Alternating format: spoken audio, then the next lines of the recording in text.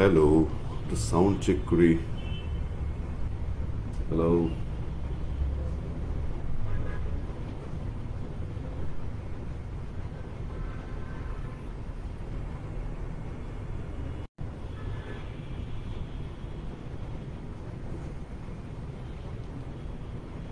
Hello, sound check. আপনারা কি? আসসালামু আলাইকুম সবাইকে যারা এখন পর্যন্ত ঢুকেছেন। ওয়ালাইকুম সালাম। আমি আজকে লাইভে এসেছি কিছু কারেন্ট ম্যাটার্স নিয়ে কথা বলার জন্য। আপনারা কি শুনতে পাচ্ছেন কিনা কেউ একজন রেসপন্স করুন, আমি তাহলে বুঝতে পারবো যে ঘরগুলি ক্লিয়ার আছে।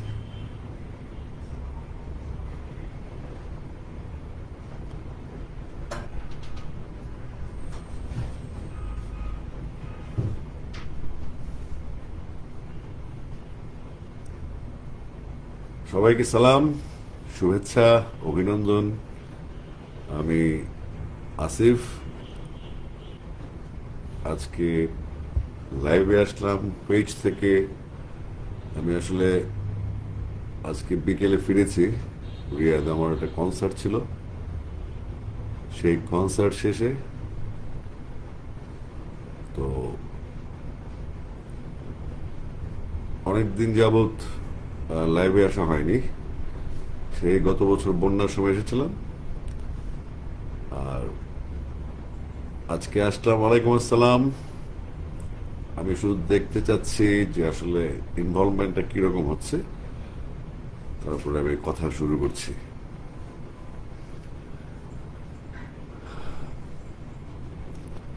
সবাইকে আবারও সালাম। আমি শুরু করছি। আজকের বিশেষ কয়েকটা ইস্যু নিয়ে কথা বলবো আমি। প্রথম হচ্ছে, আপনারা সবাই জানেন আমি দীর্ঘদিন আমেরিকা সফরে ছিলাম। আর সেখানে আমাদের শো ছিল আসলে অক্টোবরের ফার্স্ট উইক সেকেন্ড উইক পর্যন্ত, কিন্তু সেখানকার সরকারের শাটডাউনের কারণে আমাদের আউটডোর কনসার্টগুলি বন্ধ হয়ে যায়। বন্ধ হওয়ার ফলে আমাদের শোগুলি আবার ইনডোরে শিফট করতে হয়, যে কারণে আমার আসতে লেট হয়েছে। এর মধ্যেই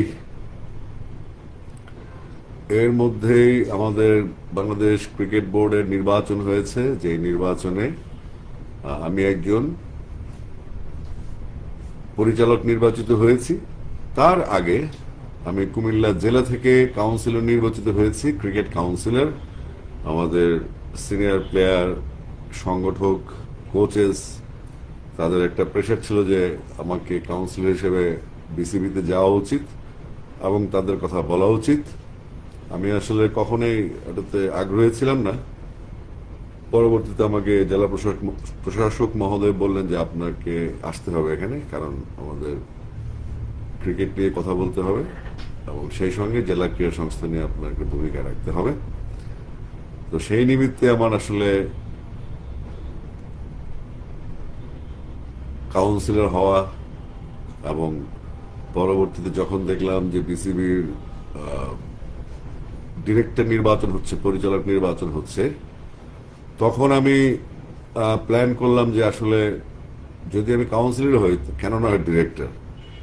আমেরিকা থাকার কারণে আমার কাগজগুলা বা আমার পেপার ওয়ার্কস যেগুলো ছিল সেগুলো আমার করতে বেগ পেতে হয়েছে, অর্থাৎ ওখানে রাত এখানে দিন। তারপর আমরা সর্বোচ্চ চেষ্টা করে সমস্ত ফর্মালিটি শেষ করে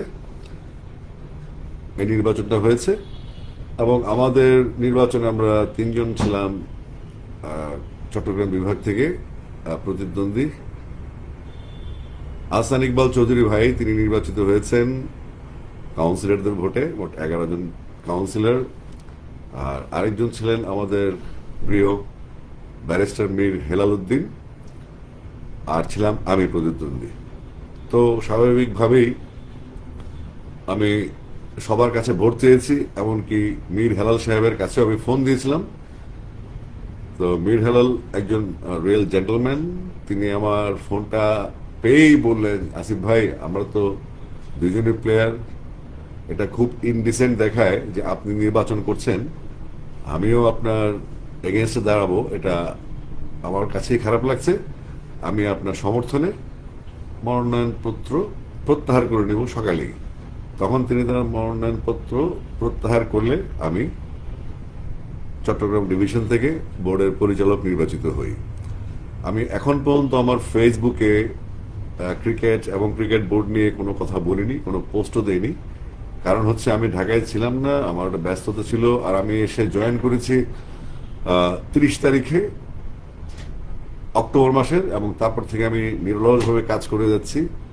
এবং এই ফাঁকে আমি গিয়েছিলাম বান্দরবান, খাগড়াছড়ি, রাঙামাটি অবস্থা দেখতে, সেখানকার ক্রিকেট, সেখানকার অবকাঠামো, সেখানকার ফ্যাসিলিটিস, সেখানকার মাঠের কি অবস্থা, সবকিছু দেখার জন্য। তারপর আমি একবার খেলাও দেখতে গিয়েছিলাম, ওয়েস্ট ইন্ডিজ সিরিজের থার্ড টি-20টা। সেখানে গিয়ে আমি আমার খেলার দেখার চেয়ে বেশি মনোযোগ ছিল আসলে আমার কাজ বুঝে নেয়া। আমি বোর্ড প্রেসিডেন্ট সহ আমাদের সকল ডিরেক্টরদের সাথে যারা আছেন, বিভিন্ন ডিপার্টমেন্টে যারা কাজ করছেন, বিভিন্ন ডিপার্টমেন্টের পরিচালক যারা আছেন, তাদের সাথে সমন্বয় করার জন্য আমি আসলে নিজেকে প্রস্তুত করে তারপরে আমি কাজে নেমেছি।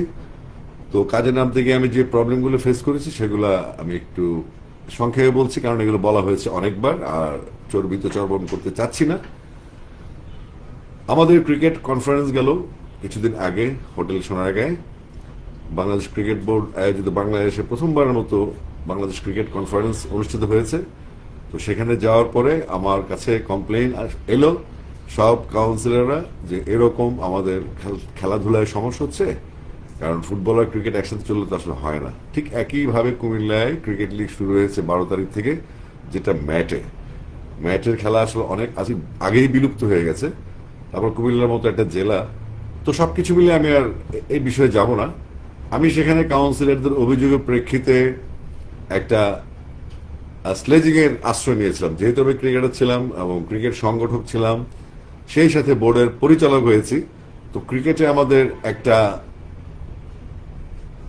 তরিকা আছে আর কি, সিস্টেম বা একটা চর্চা আছে যেটাকে বলে স্লেজিং মানে আপনার উইকেট কিপার সহ নিয়ারেস্ট যারা ফিল্ডার আছেন ব্যাটসম্যানের আশেপাশে, তারা ব্যাটসম্যানকে ব্যাটিং এর সময় বিরক্ত করে, তার ধৈর্যের ব্যাঘাত ঘটায়, তার ধৈর্যচ্যুতি যেন হয় এবং সে যেন আউট হয়ে যায়, এরকম একটা পলিসি ছিল। তো যেহেতু কনফারেন্সটা ছিল টোটালি ক্রিকেটের বিষয়, সেখানে ফুটবল আসার কোনো কথাই ছিল না। কিন্তু আমি ভাবলাম যে অনেক দিনের ধরে ফুটবল ক্রিকেটে একটা সমস্যা তৈরি হয়েছে, জাস্ট দৃষ্টি আকর্ষণ করার জন্য আমি একটা স্লেজিং করে ফুটবলকে একটু তীক্ষ্ণভাবেই সমালোচনা করেছি, যেটা আমাদের ফুটবল প্রিয় মানুষ, কর্মকর্তা, খেলোয়াড়, বাংলাদেশ ফুটবল ফেডারেশন, খেলোয়াড় কল্যাণ সমিতি সবাইকে হার্ট করেছে, আঘাত করেছে, এবং এটা সারা দেশে একটা আলোচনার সৃষ্টি করেছে। এবং সেই আলোচনার ফলে আমাদের ক্রিকেট ভাইয়েরা, ক্রিকেটের মানুষজন খুশি হলেও বিক্ষুব্ধ হয়েছে আমাদের ফুটবলের মানুষজন। আমি ঠিক এই জিনিসটাই চাচ্ছিলাম যে এই ফোরামে একটা আনইউজুয়াল চ্যাপ্টার হচ্ছে ফুটবল নিয়ে আমাদের সেখানে কথা বলার কোনো দরকার ছিল না, কিন্তু যেহেতু মাঠের ইস্যু, তখন আমি ভাবলাম যে এই ফোরামে যদি আলোচনাটা তুলি, তখন আমি ফুটবল নিয়ে কিছু মন্তব্য করেছি।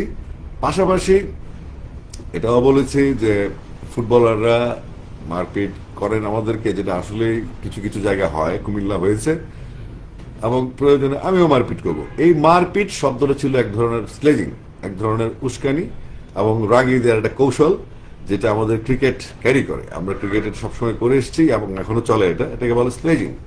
তো স্লেজিং করার ফলে যেটা হচ্ছে, পত্রিকা, টেলিভিশন, অনলাইন মিডিয়াতে একটা প্রতিক্রিয়া সৃষ্টি হয়েছে। সেই প্রতিক্রিয়া সৃষ্টি হতে হতে আমরা পারস্পরিক একটা তর্কযুদ্ধে জড়িয়ে যাই। একটা পর্যায়ে এসে আমাদের ফুটবলাররা খুব রেগে যান, রেগে গিয়ে তারা আমাকে আলটিমেটাম দেন, একটা বৃহস্পতিবারের মধ্যে তারা আমার বিরুদ্ধে একটা ব্যবস্থা নেবেন। তো আসলে ব্যাপারটা এরকম, যারা ফুটবলার রাস্তায় নেমেছেন, আমি দেখেছি সিনিয়র প্লেয়ার, আমাদের শ্রদ্ধেয়, সর্বজন শ্রদ্ধেয় বাংলাদেশের রত্ন সাবেক অধিনায়ক কায়সার আহমেদ ভাই, জাতীয় কোচ মারুফ ভাই সহ অনেক প্লেয়ার, এবং আমার পরিচিত যারা সেখানকার ফুটবল ফেডারেশনের সাথে জড়িত, প্লেয়ার ওয়েলফেয়ারের সাথে জড়িত, তারা মিছিল করেছেন এবং আমার বিরুদ্ধে বলেছেন আমাকে ক্ষমা চাইতে হবে, এরকম অনেক কিছু। এবং সেটা আমি আসলে পজিটিভলি নিয়েছি, কারণ হচ্ছে ক্রিকেট এবং ফুটবল আমরা মাঠ সংকটে আছি এবং সমস্ত মাঠের মালিক এনএসসি। তো যেহেতু আমরা একটা সমাধান চাই, এই সমাধানটার জন্য আমাদের টার্গেট ছিল একটা আলোচনা শুরু করা। আমি এই লক্ষ্যে আসলে একটা আনইউজুয়াল আলোচনা শুরু করেছি, যে আলোচনাটা ডালপালা গজিয়ে শেষ পর্যন্ত একটা চিঠি বাফুফে দিয়েছে বিসিবিকে আমার উদ্দেশ্যে, আমার বিসিবি বসকে। তো সেই চিঠিটা যদি আমি হাতে পাইনি এখনো, উনি পেয়েছেন, বোর্ডে হয়তো পেয়েছে। তো এগুলো আসলে একটা দাপ্তরিক ইস্যু। বেসিক সমস্যা হচ্ছে আমি চাচ্ছিলাম বিষয়টা নিয়ে আলোচনা হোক, এবং ফুটবল আমাদের খেলা, ক্রিকেটও আমাদের খেলা। আমরা চাই এই মাঠের বন্টনটা যেন সুন্দরভাবে হয়, সেটার দৃষ্টি আকর্ষণ করার জন্য আমি এই কাজটা করেছি। এই কাজটাতে কষ্ট পেয়েছেন যারা ফুটবল প্রেমী দর্শক আছেন, ফুটবলকে ভালোবাসেন তারা। তো ফুটবল সম্বন্ধে বলতে গেলে বলতে হয় আমার দুই ছেলে কিন্তু ফুটবলার, এবং আমি ফুটবল মাঠে প্রচুর গিয়েছি। আমরা ছোটবেলায়, আমি যেহেতু আবাহনী সমর্থক, ছোটবেলায় আমি কুমিল্লা থেকে এসেছি ঢাকায় খেলা দেখার জন্য, বিভিন্ন সময় বিভিন্ন খেলা দেখেছি। এবং আমি আসলে ফুটবল তো বুঝি না, কিন্তু 4 বছর পর পর আমি ঠিকই ওয়ার্ল্ড কাপ দেখি। তো এই ইস্যুটা নিয়ে একটা পর্যায়ে বৃহস্পতিবার পর্যন্ত একটা চরম পর্যায়ে যাওয়ার ফলে আমি চলে যাই সৌদি আরবের রিয়াদে। একটা কনসার্ট ছিল, সেই কনসার্টে গিয়ে আমাকে আমার বিসিবি চিফ জনাব আমিনুল ইসলাম বুলবুল ভাই আমাকে বললেন, আসিফ গো slow with the football issue. আমি বুলবুল ভাইকে বললাম, বুলবুল ভাই আপনি নিশ্চিন্ত থাকেন, এটা নিয়ে অনেক কিছু হবে না, অনেক বাড়াবাড়ি হবে না। আপনারা নিশ্চয়ই দেখেছেন আমাদের ফুটবলাররা আলটিমেটাম দিয়েও কোনো সিদ্ধান্ত দেয়নি, এবং আমি যে আলটিমেটাম একটা ব্যঙ্গাত্মক পোস্ট দিয়েছিলাম, সেই পোস্টও ডিলিট করেছি। অর্থাৎ এটা এক ধরনের শান্তি বার্তা, এবং ওনারাও চাচ্ছেন সমাধান, আমিও চাচ্ছি সমাধান। তো ফুটবল দর্শকরা যারা রাগ করেছেন, যারা ফুটবলের ফ্যান, ফুটবল হচ্ছে পৃথিবীর সবচেয়ে গতিশীল খেলা, সবচেয়ে বেশি মানুষ ফুটবল দেখে, ফুটবলের সাথে কোনো খেলার তুলনা চলে না। আর আমরা যেহেতু ক্রিকেটে একটা মোটামুটি পরাশক্তি এবং খেলছি, আমাদেরও ইস্যুজ আছে। তো সমস্যাটা দাঁড়িয়েছে বাচ্চাদের খেলাধুলা নিয়ে। তো একজন লিখেছেন, মোহাম্মদ জসিমউদ্দিন, ক্রীড়াঙ্গন রাজনীতি করবেন না, আপনি একটু পাকনামি কম করেন, আমি একটু কথা শুনেন। হ্যাঁ, আপনাদের মতো লোকজনই আমাদের এলাকায় সমস্যা করেন। আমরা কথা বলার সময় আপনারা কোনো কাজে আপনারা না করেন সংগঠন, না খেলেন খেলা, না কোনো ভূমিকায় আসেন, শুধু ফেসবুকে কথাবার্তা বলে মানুষের মধ্যে বিরক্তি উদ্রেক করেন, খেলাধুলাকে ডিস্টার্ব করেন। তো আমি কথাটা শেষ করছি। একটা পর্যায়ে আমি বিসিবি বসকে আশ্বস্ত করলাম যে কোনো চিন্তা নাই, আমি দেশে ফিরছি, দেশে ফিরে আমি এটা একটা সুরাহা করছি। আজকে সেই দিন। তো আমি যে ব্যাপারটা একটা স্লেজিং এর কারণে আজকে দেশ জুড়ে আলোচনা হচ্ছে, এবং আমাদের এইজ লেভেলে খেলা নিয়ে যে মাঠের প্রয়োজন, সেই মাঠের প্রয়োজন ফুটবলেরও দরকার। ফুটবল, ক্রিকেট, হকি, অ্যাথলেটিক্স সবই আমাদের মাঠের উপর ডিপেন্ড করে, যে মাঠটা ডিস্ট্রিবিউশন করে এনএসসি, ন্যাশনাল স্পোর্টস কাউন্সিল। আমরা চেয়েছিলাম আলোচনা হোক, ফুটবল, ক্রিকেট, অন্যান্য ইভেন্টস মিলে মিশে আমরা একটা ইয়ার ক্যালেন্ডার তৈরি করব, যেটা ফুটবলের ক্যালেন্ডার থাকবে, ক্রিকেটেরও একটা ক্যালেন্ডার থাকবে, অ্যাথলেটিক্সের একটা ক্যালেন্ডার থাকবে। সবকিছু মিলিয়ে যেন আমরা সীমিত শক্তির মধ্যে সর্বোচ্চ পরিমাণ খেলাধুলো করতে পারি, এবং আস্তে আস্তে আমাদের সীমিত যে সম্পদটা আছে সেটা যেন বর্ধিত করতে পারি, এবং খেলাধুলার মাঠে বাচ্চারা যাবে, সেটা নিয়ে যেন আমরা আমাদের বাচ্চারা ফুটবল খেলবে, ক্রিকেট খেলবে, সবই খেলবে। তো সেই ফোকাসটা করার জন্য আসলে এই ঘটনা অবতারণা, এটা মোটামুটি আমাদের মিডিয়ার কিছু একটা অংশ এটা নিয়ে একটা গেম খেলার চেষ্টা করেছে। তৃতীয় পক্ষ ঢুকে গেছে, যাদের কাজ হচ্ছে শুধু ক্রিকেট ফুটবলের সমালোচনা করা। এরা দেখবেন শুধু সমালোচনা করবে, কোনোভাবেই তারা সমাধান দিতে পারবে না, শুধু গন্ডগোল লাগাবে, গন্ডগোল লাগিয়ে খেলাধুলার পরিবেশ নষ্ট করবে, আমাদের মধ্যে একটা অবিশ্বাস তৈরি করবে, মানুষজনকে খেপেই তুলবে, মানুষ যেন বলে এই খেলার দরকার নাই, ওই খেলার দরকার নাই। এটা একটা চক্র আছে, এটা তারাই ফ্রিল্যান্সার নামে কিছু ডিস্টারবেন্স আছে, যারা আসলে কোন রকম ভালোর চাইতে তারা মন্দ জিনিসগুলো তুলে সেটাকে ফোকাস করেন, আর ভালো জিনিসগুলো তখন চাপা পড়ে যায়। যাই হোক, এখন ওই বক্তব্য প্রচার করছিল ক্রিকেট কনফারেন্সে, যেহেতু অন্যান্য মিডিয়া ছিল না, টি স্পোর্টস ছিল লাইভে, তাই ভাবলাম আমি কথাটা তুলে ফেলি, কথাটা তুলে ফেলে একটা প্রতিক্রিয়া হবে। এবং কথা শেষে আমি বলেছিলাম আমাদের সময় হয়েছে, বাংলাদেশ ফুটবল ফেডারেশনের প্রেসিডেন্ট যিনি, বাংলাদেশ ক্রিকেট বোর্ডের যিনি প্রেসিডেন্ট, তাদের বসার সময় হয়েছে এই বিষয়টা নিয়ে সিদ্ধান্ত নেয়ার। সেই কথাটা কিন্তু কেউ বলেনি, অর্থাৎ সংঘাত লাগানোর জন্য যেই ইস্যুগুলো দরকার ছিল সেই ইস্যুগুলো তাদের কন্টেন্ট তৈরি করার জন্য তারা ব্যবহার করেছে। তো আমি অপেক্ষা করছিলাম আসলে একটা সময় তাদেরকে ধরবে এসে যে আমাদের মধ্যে দ্বন্দ্ব লাগানোর লোকগুলি কে, আমাদের খেলাধুলা ভালো চায় কারা, কারা পক্ষপাতদুষ্ট হয়েছে, কে ফুটবলের সাংবাদিক, কে ক্রিকেটের সাংবাদিক, এটা নিয়ে একটা গ্রুপিং তৈরি হয়েছে। আমরাও চিনতে পেরেছি এবং একটা তরুণ প্রজন্ম আমরা পেয়েছি যারা সাংবাদিকতা করছেন, তারা কিন্তু আসলে দেশকে ভালোবাসে, দেশে ক্রিকেট চায়। যারা কোনো দলের পক্ষ নেয় ক্রিকেটের কিংবা ফুটবলের, তারা আসলে কোনো সমাধান চায় না। যেহেতু এখন আমাদের ফুটবল বস এবং ক্রিকেট বস একত্রিত হয়েছেন, তাদের মধ্যে আলোচনা হচ্ছে, আমরা আশা করছি দ্রুত সমাধান হয়ে যাবে এবং আমরা যে কোনো বিষয়ে ফুটবল, ক্রিকেট, বিসিবি এবং বাফুফে মিলে সিদ্ধান্ত নেবে, যেটা আমরা এনএসসি কে জানাবো এবং সুন্দর একটা সমাধানের দিকে যাচ্ছি। যদি আমাদের ছোট ছোট ছেলে মেয়েরা ক্রিকেট খেলে, তারাই ফুটবল খেলবে, তারাই অন্যান্য সব খেলা খেলবে, সব মিলিয়ে খেলাটা কিন্তু বাংলাদেশের। তো এই স্লেজিংটা করতে গিয়ে আমি হার্ট করেছি ফুটবল দর্শকদের, এটা ইন্টেনশনালি ছিল এবং আমি এই জন্য দুঃখ প্রকাশ করছি যারা ফুটবল ভালোবাসেন এবং ফুটবল ভালোবেসে আমাকে বকাবকি করেছেন, রাগ করেছেন, এতে আমি কিছু মনে করিনি, মনে করার কোনো কারণ নেই। কারণ আমি চাচ্ছিলাম এটাই একটা আলোচনা হোক।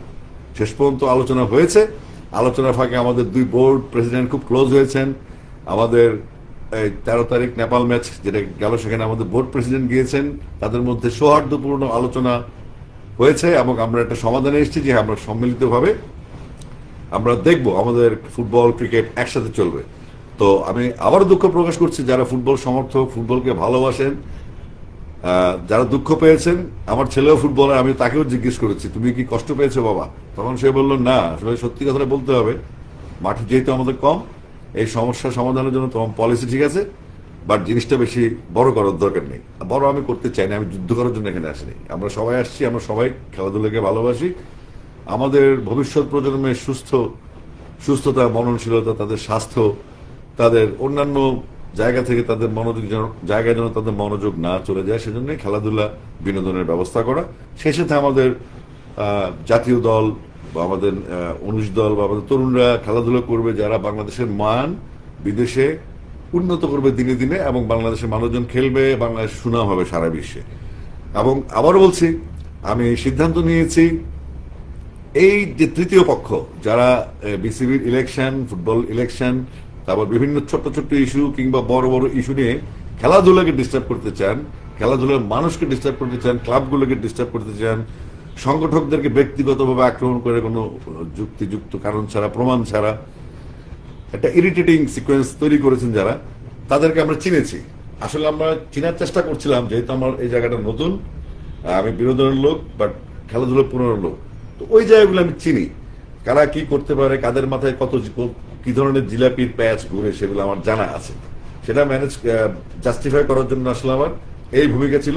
এবং আমি সেই রিয়ার থেকে আমি বিসিবি বসকে জানিয়েছি আমি 15 তারিখ দেশে ফিরে একটা ফেসবুক লাইভ করব, লাইভ করে আমি দুঃখ প্রকাশ করব ফুটবল এক্সকিউজ মি দুঃখ প্রকাশ করব ফুটবল দর্শকদের কাছে।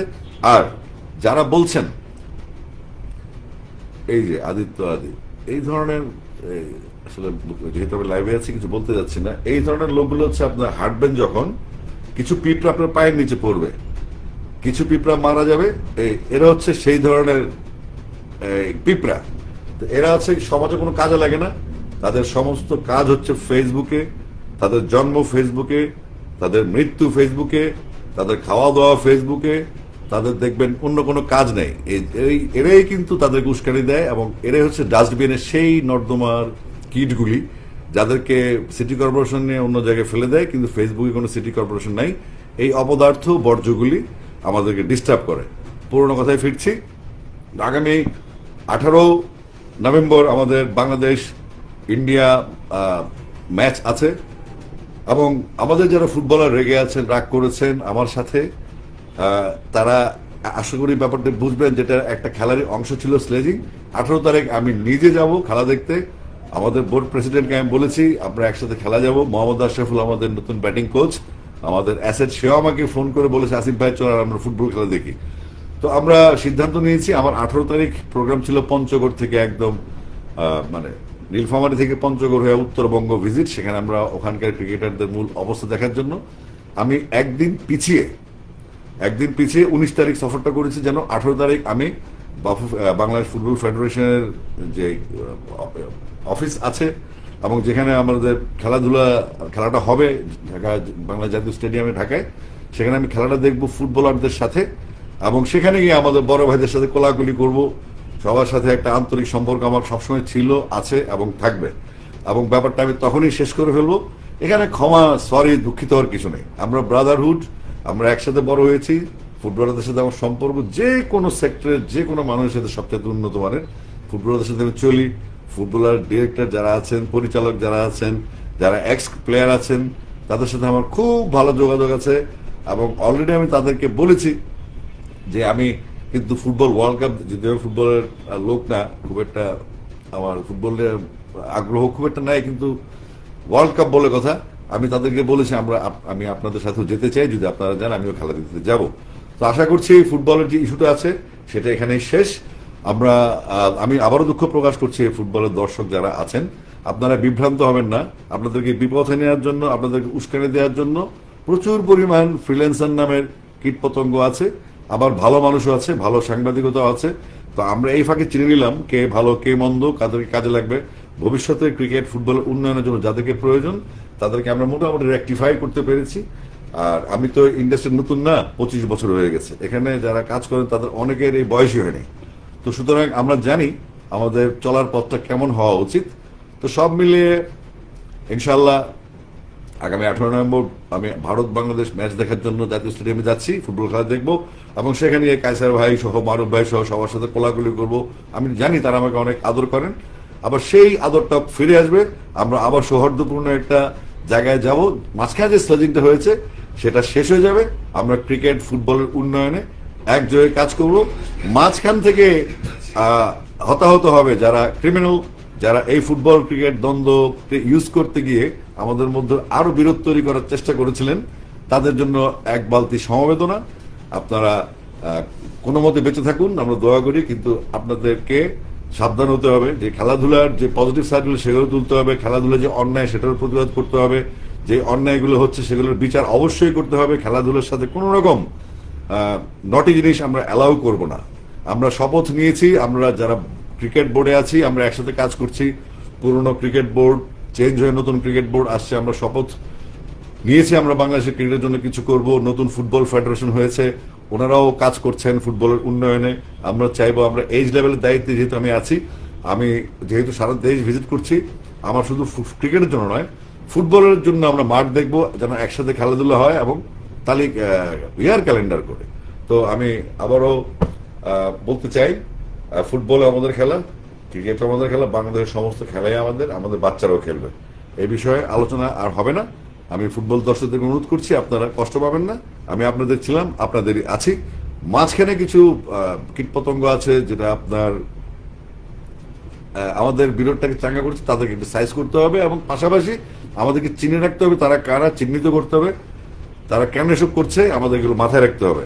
কারণ ফেসবুক দিয়ে কিন্তু আসলে খেলাধুলা হবে না। তারপরও যেহেতু একটা জবাবদিহিতার বিষয় আছে, ক্লিয়ার করার বিষয় আছে, তারা আমার বক্তব্য কাটপিস করে বিভিন্নভাবে প্রচার করেছে, আপনাদের বক্তব্য প্রচার করবে, এটাই তাদের নেচার। কিন্তু যারা ভালো সাংবাদিক আছেন, ভালো জার্নালিজম করেন, যারা কাজ করছেন এবং নতুন যারা জার্নালিজম এসছেন, তাদেরকে অনেক সতর্ক থাকতে হবে। দিন শেষে আমাদের খেলাধুলা যদি উন্নত না হয়, সাংবাদিকরা যারা আছেন এখানে কাজ করেন, তারাও কিন্তু দায় এড়াতে পারবেন না। সুতরাং দেশের স্বার্থে সবাইকে একসাথে কাজ করতে হবে, হোক ক্রিকেট হোক ফুটবল। দ্বিতীয় অপশন আমি আসছি, সেটা হচ্ছে আমি বাংলাদেশ ক্রিকেট বোর্ডের ডিরেক্টর হওয়ার পর আমি এজ গ্রুপের দায়িত্ব পেয়েছি। সেই এজ গ্রুপের দায়িত্ব নেওয়ার পরে আমি সারা বাংলাদেশে ভিজিট করছি, যেখানে আমাদের ক্রিকেটটার পরিবেশ অনুন্নত, যেখানে আমাদের ছেলে মেয়েরা খেলতে পারে না, সেটা ফুটবলও হতে পারে।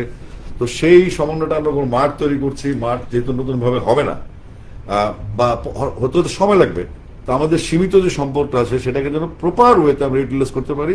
সেক্ষেত্রে আমি সারা বাংলাদেশের যে অঞ্চলগুলি একটু অবহেলিত সেগুলো আগে ভিজিট করছি, যেহেতু আমি মানুষ, আমাকে গানও গাইতে হয়। আর এই সমস্ত কারণে আমি গত 3 মাস কোনো গানই রেকর্ড করতে পারিনি। আমার গানও গাইতে হবে, আর কনসার্টও করতে হবে, আবার এজ গ্রুপ নিয়ে কাজ করতে হবে, ক্রিকেট ডেভেলপমেন্টে কাজ করতে হবে।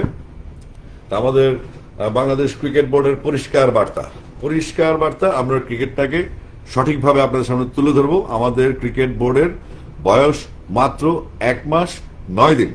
1 মাস 9 দিনের যে কার্যক্রমের দায় দায়িত্ব সেটা আমরা নিচ্ছি। 1 মাস 9 দিন আগে 21 সালের ঘটনা এবং তার পরবর্তী যে ঘটনা, তার আগের যে ঘটনা, সেগুলির তদন্ত হচ্ছে। সেখানে তদন্ত কমিটি হয়েছে, সেই তদন্ত কমিটি রিপোর্ট দেবে নির্দিষ্ট সময়। যদি সেখানে ন্যায় বিচার না হয় অবশ্যই আপনারা আবার আমাদেরকে জিজ্ঞেস করবেন। কিন্তু আমাদের গত 1 মাস 9 দিনের কার্যক্রমে আমি বুঝতে পেরেছি যে বাংলাদেশ ক্রিকেট বোর্ডের যে সম্মানিত 25 জন ডিরেক্টর আছেন তারা সবাই দেশের প্রতি অনুগত, দেশের ক্রিকেটের প্রতি অনুগত, দেশের ভালোর জন্য আছে। এখানে কোনো বেতন নাই। আপনারা যে মধুর কথা শুনেছেন বিসিবিতে, সেখানে কোনো মধুর ব্যবস্থা নেই। যারা আগে সিন্ডিকেট করতো, মনে করেন আপনি উদাহরণ দেই, যেই লোক মাটি দিত মাঠে, সেই লোক আগে ইন্টারনেটও দিত, সেই লোক আগে প্লেয়ারদের ড্রেসও দিত, সেই লোক আবার টিকিটিংও করতো। অর্থাৎ একটা সিন্ডিকেট ছিল। সেই সিন্ডিকেটটা আমরা ভেঙেছি এবং বোর্ড থেকে বহু লোক বিতাড়িত হয়েছে, কেউ কেউ পরিত্যক্ত হয়েছে এবং তারা বাইরে গিয়ে এখন ষড়যন্ত্র শুরু করেছে। এটা একটা রাজনৈতিক একটা চেহারা দেওয়ার চেষ্টা করেছে। ক্রিকেট ফুটবল আমরা কোনো রাজনীতি অ্যালাউ করবো না, চাচ্ছি না। রাজনীতি যার জায়গায় থাকবে, কিন্তু আমাদের খেলাধুলা পলিটিক্স মুক্ত থাকবে, এটা আমাদের শপথ। যদি আমি একজন জাতীয়তাবাদী দলের সমর্থক হিসেবে বলছি, দল এক জিনিস, ক্ষমতা এক জিনিস, রাষ্ট্র সবকিছু ঊর্ধ্বে হচ্ছে খেলাধুলা। যেখানে আমাদের সন্তানরা ফিট থাকবে, সুস্থ থাকবে, তাদের সুন্দর একটা লাইফ হবে, তারা ড্রাগ এডিক্ট হবে না, তারা খেলার মাঠের বাইরে গিয়ে কিশোর গ্যাংয়ে রূপান্তরিত হবে না, তারা দেশে কোনো অস্থিতিশীলতা শুরু করবে না, তারা দেশের বোঝা হবে না, তারা দেশের সম্পদ হবে। আমরা যদি খেলাধুলা বাচ্চা কাচ্চাদেরকে মাঠমুখী করতে না পারি, সেটার ভবিষ্যৎ কিন্তু আমরা দেখতে পাচ্ছি ভয়ঙ্কর। অর্থাৎ খেলাধুলার জন্য আমরা এখন থেকে ফুটবল, ক্রিকেট, যেহেতু আমাদের বোর্ড প্রেসিডেন্টরা একত্রিত হয়েছেন, তারা মেলামেশা করছেন। মাঝখানে একটু আচিলের মতো প্রবলেম ছিলাম আমি, সেটাও ঠিক হয়ে গেছে। 18 তারিখ গিয়ে আমি সবাই সাথে কোলাকুলি করব। যদি তারা বলে এখনই সরি বলতে হয়, আমি সরি বলবো সেখানে গিয়ে।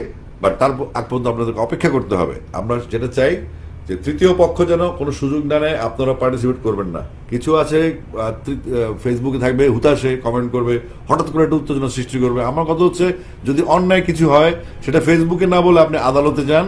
আর ফেসবুকে যদি বলেন, সেটার রিফ্লেকশনটা আপনারা আদালতে গিয়ে দেখান, কমপ্লেইন করেন বিসিবিতে, বাফুফেতে, কোথায় কোথায় কি সমস্যা হচ্ছে। সেটার জন্য একটা কমিটি আছে, একটা বোর্ড বসে আছে। আপনারা ফেসবুকে মানুষকে উত্তেজিত করে, মানুষকে গালে গালে শুনে, এটা কোনো ক্রেডিট নেই। এগুলোর আমরা দেখে আসছি বহু আগে, 25 বছর ধরে আমি গান গাই, মিডিয়া আমাদের দেখা আছে। আবার কিছু কিছু সাংবাদিক আমি দেখেছি কিছু কিছু জায়গায় তারা আমার মন্তব্য বেফাস, এটা বলেছেন ওইটা বলেছেন। তো তাদেরকে বলতে চাই, আপনারা আরেকটু স্টাডি করবেন, আরেকটু পড়াশোনা করে সাংবাদিকতা করবেন। এটা আপনাদের জন্য সুবিধা। কিংবা যারা আপনাদের সিনিয়র জার্নালিস্ট আছে, আমরা চিনি, আমরা বড় ভাইদেরকে চিনি, যাদের সাথে আমরা, যেমন আমি এখন নাম বলছি না, সিনিয়র জার্নালিস্ট সম্পর্ক আছে এবং বিএসপি এর প্রোগ্রামে গিয়েছি। সব ক্রীড়া সাংবাদিকদের সাথে আমার ভালো পরিচয় আছে। আমি জানি কারা ভালো, কারা মন্দ এবং কারা মাঝখানে খেলে। তো আপনারা সাবধান থাকবেন।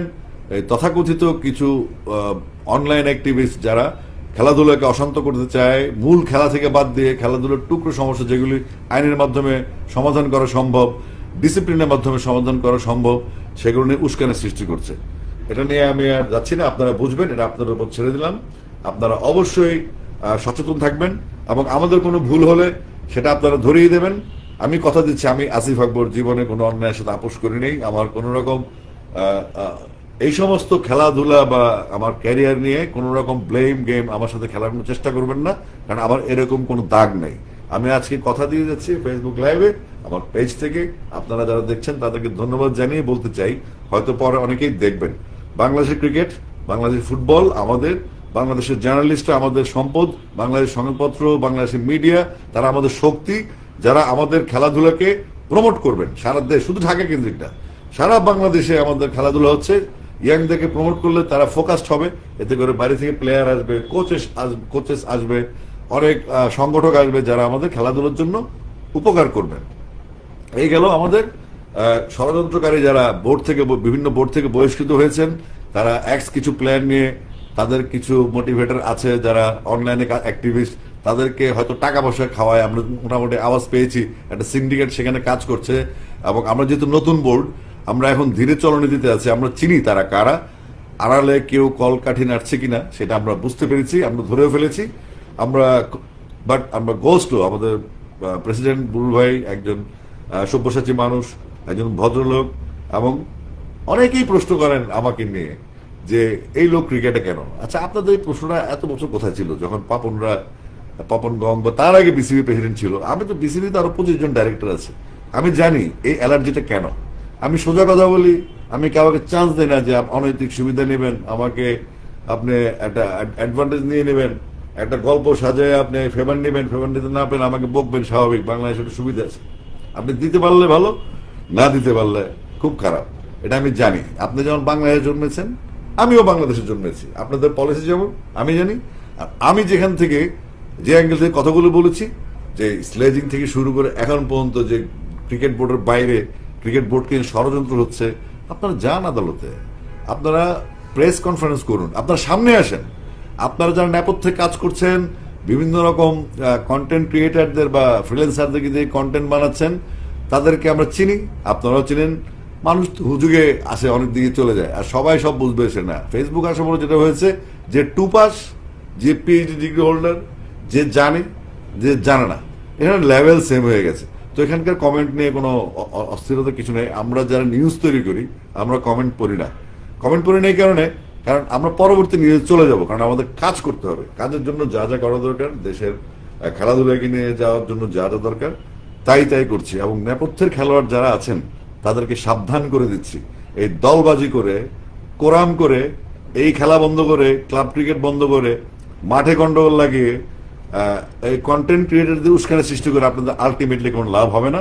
বরং আপনারা ইজ্জত হারানোর আগে সাবধান হয়ে যান। আমরা কিন্তু ফাইট করে এখানে এসেছি। আমাদেরকে এই বাঁকা চোখ, নেপথ্যে অন্তরালে কারসাজি করে কিছু হবে না। আমরা পুরনো প্লেয়ার এখানকার। তো আপনি যদি মনে করেন যে হ্যাঁ আমাদেরকে লাগবে, আপনার এই দুই একটা কন্টেন্টে খুব উত্তেজনা তৈরি করেছেন, দেশ স্বাধীন করে ফেলেছেন, আপনি ভুল। আপনাকে আমি সাজেশন দিচ্ছি ফ্রি অফ কস্টে, আপনি দেশের জন্য কাজ করেন। যেগুলো খারাপ সেগুলো বোর্ডে উপস্থাপন করেন, কোর্টে যান, আপনার ওই পেজ থেকে উস্কানি দিবেন না, সেখান থেকে মানুষকে বিভ্রান্ত করার চেষ্টা করবেন না। এটা খুব অ্যালার্মিং, এবং আমরা খুব দ্রুত এটা পদক্ষেপ নিব। যেহেতু আমরা মাত্র 1 মাস 9 দিনের বোর্ড, আমরা একটু slow and steady always with the race, আমরা সেই চেষ্টায় আছি। আর আস্তে আস্তে আমরা আরো একাট্টা হব, আমরা আরো শক্তিশালী হব। আমরা শক্তিশালীভাবে আমাদের সাংগঠনিক কাজ করব। এবং বিসিবিতে গত 17 বছরে যে সমস্ত অন্যায় কার্যক্রম হয়েছে, বিসিবিটাকে খোকলা করে দেওয়া হয়েছে, বিসিবির ভিতরে এখনো তাদের এজেন্ট আছে। আমরা বিসিবিতে যদি মিটিং করি, সেই মিটিং খবর এখনো লিক হয়, আমাদের ড্রেসিং রুমের খবর লিক হয়, আমাদের যে একটা যে প্রোটোকল থাকে টিমের, একটা দলের একটা মিটিং এর, সেটা একটা সিস্টেম থাকে। তো দেয়ালের কান বলে যে শব্দটা আছে, সেই কানটা আমরা ছিঁড়ে ফেলে দেবো খুব দ্রুত। আমরা সময় নিচ্ছি এখন। এবার আসছি থার্ড ফেজে।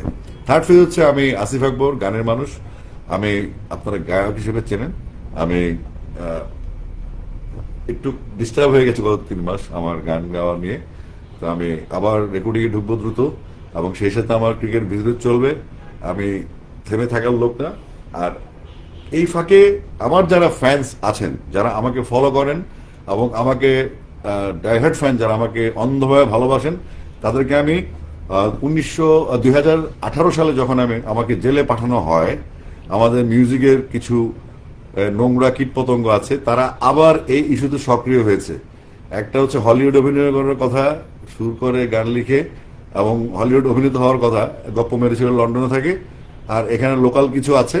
তো তারা আবার এই ইস্যুতে সক্রিয় হয়েছে। হ্যাঁ, তো এগুলো আমরা জানি। আমি আমার ফ্যানদেরকে নিষেধ করেছি যে তোমরা কখনো গালিগালাজে যাবে না, এদের সাথে ফাইটে যাবে না। কারণ আমাদের কাজ করার সময়, আর আমি বৈরী সময় পার হয়ে এখনো বৈরী সময় আছি। কারণ আমি মানুষটা এমন, আমি পছন্দ করি বৈরী সময়টা। আমার রাশিও মেষ, আমার পছন্দ ট্রাক। সুতরাং এই সমস্ত ষড়যন্ত্রকারীরা আমার ফ্যানদের বিরুদ্ধে কিন্তু মামলাও করেছে। পৃথিবীতে ইতিহাস যে কোনো ফ্যানের বিরুদ্ধে মামলা হয়, সেই মুরগিটা আবার লন্ডন থেকে মাথা চারা দিচ্ছে। ঢাকাস্থ মুরগিগুলি নাড়াচাড়া করছে। আমেরিকায় আছে তাদের গ্যাং, পতিত যেই ক্রিমিনালগুলি ছিল, যারা দেশ ছেড়ে পালিয়ে গেছে, যারা দেশে নাই এবং দেশে আসার সক্ষমতা রাখে না, যারা বিসিবিতে আগে ছিল, বিসিবির ক্রিমগুলি খেয়েছে, ফুটবল ফেডারেশনের ক্রিমগুলি খেয়েছে, তারা এখন তাদের খাবার বন্ধ হয়ে গেছে, তারা পাগল হয়ে গেছে। একজন এক্স প্লেয়ার যিনি বোর্ডের ঢুকতে না পেরে তার বিভিন্ন ষড়যন্ত্রের ডালপালা মেলেছেন, তারা হোয়াটসঅ্যাপ গ্রুপ খুলেছে। হোয়াটসঅ্যাপ গ্রুপ খুলে তাদের পেইড কন্টেন্ট ক্রিয়েটরদের মাধ্যমে সংবাদগুলি প্রচার করার চেষ্টা করছে যেগুলো যুক্তিগত নাই, আর যেগুলো যৌক্তিক সেগুলো বোর্ডে কমপ্লেন করবেন, আদালতে যাবেন, বোর্ড যদি ব্যবস্থা না হয় আমি আপনাদের সঙ্গে থাকবো ইনশাআল্লাহ। যে কোনো অন্যায়ের বিরুদ্ধে আসিফ আকবর থাকবে। আমার যদি যে কোনো অবস্থান হারাতে আমি প্রস্তুত আছি, কারণ আমি জেতার জন্য খেলি। প্রত্যেকটা পরাজয় আমার জন্য শিক্ষা নিয়ে আসে। তো আমার ফ্যানদেরকে আমি বলতে চাচ্ছি, আমি আপনাদের নিষেধ করেছিলাম যে আপনারা সংযত থাকবেন, যেহেতু সবাই ছোট, এক একজন এত বছরে এক একজনের বয়স 37, 38, 40 হয়েছে, আবার নতুন ফ্যান যুক্ত হয়েছেন, আবার পুরনো ফ্যান আছে অনেক আমার সমবয়সী কিংবা আমার চেয়ে বড়, আমাকে দেখে বলে ছোটবেলায় আপনার গান শুনেছি, তার মানে আমার বয়স হয়ে গেছে, আমি লজ্জা পাচ্ছি, এরকম অবস্থা। তো আমার ফ্যানদের কাছে একটা কড়া বার্তা আমি দিতে চাই। আমার এই ফ্যানদের বিরুদ্ধে ওই লন্ডনে থাকা গীতিকে সুরকার, যার হলিউড অভিনয় করার কথা ছিল, একটা বোগাস সাউন্ড দিয়ে এসেছিল, সে আবার সক্রিয় হয়েছে এবং সে সবাইকে সক্রিয় করার চেষ্টা করছে।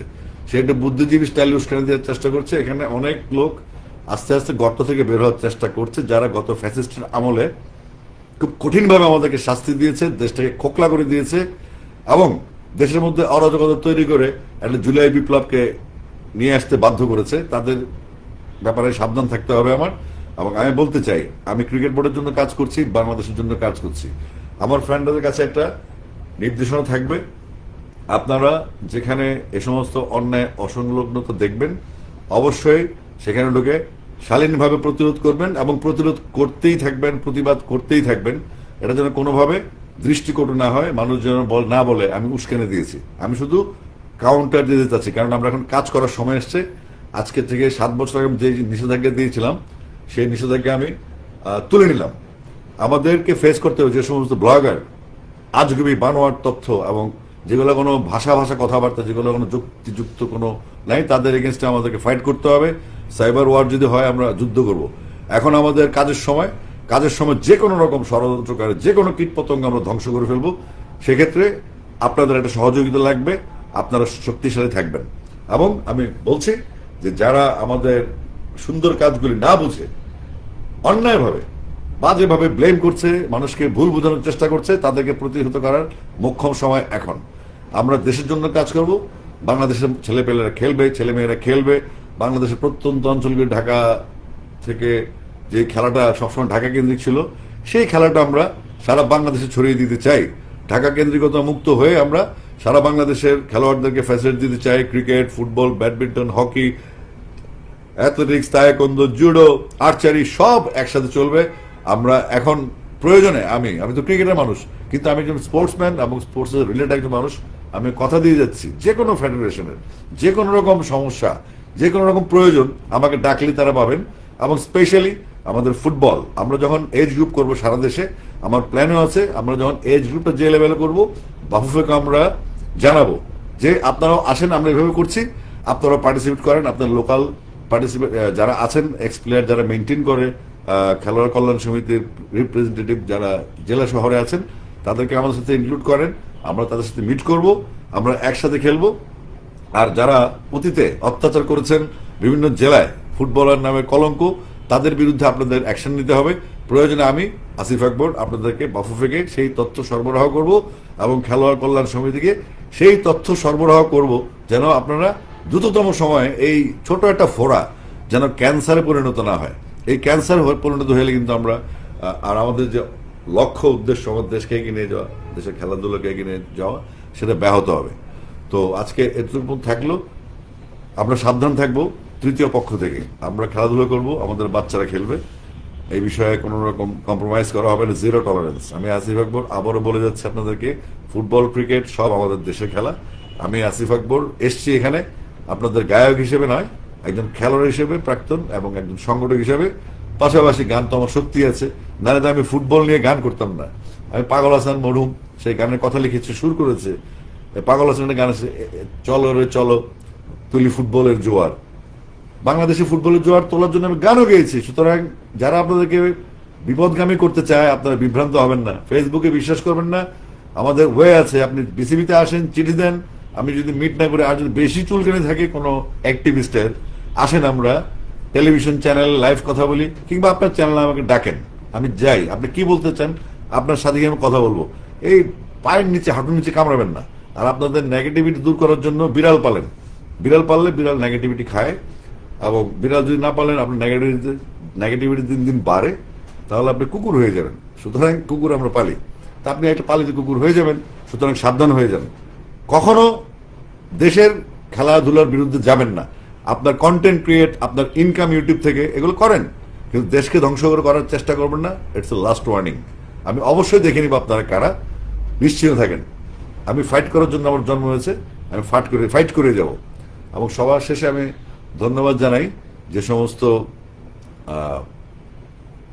পোকামাকড়গুলো কাজ করে ডিস্টার্ব করে আমাদেরকে, তাদেরকে গণহারে রিপোর্ট মারবেন, গণহারে ব্লক মারবেন, যেন এরা জন্মের জন্য ফেসবুকে ঢুকতে না পারে, সোশ্যাল মিডিয়ায় কলুষিত না করতে পারে। এই সোশ্যাল মিডিয়ার জন্য কিন্তু আজকে আমাদের সমাজ অস্থিতিশীল হচ্ছে। সামাজিক কর্মকাণ্ডের বাইরে গিয়ে যে সোশ্যাল মিডিয়া উস্কানি দেয়, হিংসাত্মক, আরেকজনের গালিগালাজ করায়, আরেকজনকে ছোট করে, তাদেরকে প্রতিহত করার সময় এসছে। গণহারে রিপোর্ট করুন, গণহারে ব্লক দিন, ব্লগ বন্ধ করে দিন, তার পেজ বন্ধ করে দেন। কিন্তু আপনারা সবসময় নিজের প্রতি শপথ নিয়ে দেশের পক্ষে থাকবেন। সবাই ভালো থাকুন, সুস্থ থাকুন, সুন্দর থাকুন, ভালোবাসা অবিরাম। আসসালামু আলাইকুম।